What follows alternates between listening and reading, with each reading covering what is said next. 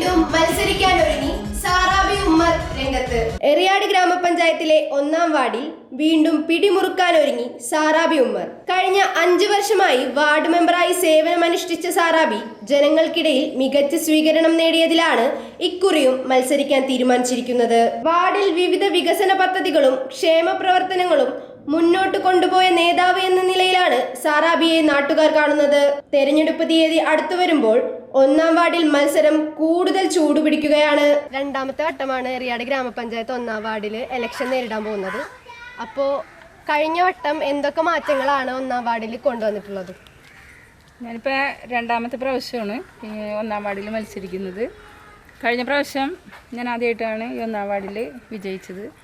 എന്നാലും നല്ല ഭൂരിപക്ഷത്തോടെ എനിക്ക് വിജയിക്കാൻ കഴിഞ്ഞിട്ടുണ്ട്. 5 വർഷത്തിന് ശേഷം നമുക്കെല്ലാവർക്കും അറിയാം, കോവിഡിൻ്റെ ആ തുടക്കത്തിലാണ് ആദ്യമായിട്ട് നമ്മൾ വാർഡിൽ പ്രവർത്തനം മെമ്പർ എന്നുള്ള നിലയിൽ തുടങ്ങിയത്. അത് നമുക്കിപ്പോൾ അത് വളരെ കൃത്യമായിട്ട് ആ കോവിഡ് സമയത്ത് എല്ലാവരെയും ചേർത്ത് പിടിക്കാനും അവർക്ക് വേണ്ട സഹായങ്ങൾ എത്തിക്കാനൊക്കെ നമുക്ക് എല്ലാവർക്കും കഴിഞ്ഞിട്ടുണ്ട്. കൂടെ എൻ്റെ ഒപ്പം എല്ലാവരും ഉണ്ടായിട്ടുണ്ട്. പിന്നെ 5 വർഷത്തെ പ്രവർത്തനങ്ങൾ എന്ന് പറഞ്ഞിട്ടുണ്ടെങ്കിൽ എനിക്ക് എടുത്തു പറയാൻ പറ്റുന്ന ഒരു കാര്യം എന്ന് പറയാനായിട്ട്, നമ്മളിവിടെ വെള്ളക്കെട്ട് കൂടുതൽ അനുഭവിക്കുന്ന ഒരു വാർഡാണ്.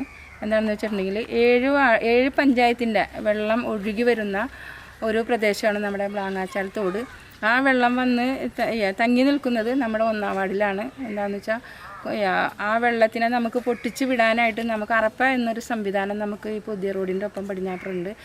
അത് നമ്മൾ ഈ പ്രാവശ്യം മഴ വന്ന സമയത്ത്, വെള്ളക്കെട്ട് ഉണ്ടാകുന്ന സമയത്ത് നമ്മൾ ആ വെള്ളം ഒഴുക്കി വിടാനായിട്ട് JCB ഉപയോഗിച്ച് പൊട്ടിച്ച് നമ്മൾ അതിന് കഴിഞ്ഞിട്ടുണ്ട്. അതുകൊണ്ട് നമുക്ക് ഈ 5 വർഷക്കാലം ഒരു ദിവസമെങ്കിലും നമ്മൾക്ക് നമ്മുടെ വാർഡിലെ ജനങ്ങളെ ക്യാമ്പിലേക്ക് പറഞ്ഞയക്കേണ്ട ഒരു അവസ്ഥ ഉണ്ടായിട്ടില്ല. അതാണ് നമ്മളിപ്പോൾ വാർഡിൽ ഇറങ്ങിയപ്പോഴും ജനങ്ങളിൽ നിന്ന് അങ്ങനത്തെ ഒരു സംസാരം ഉണ്ടായിരുന്നു.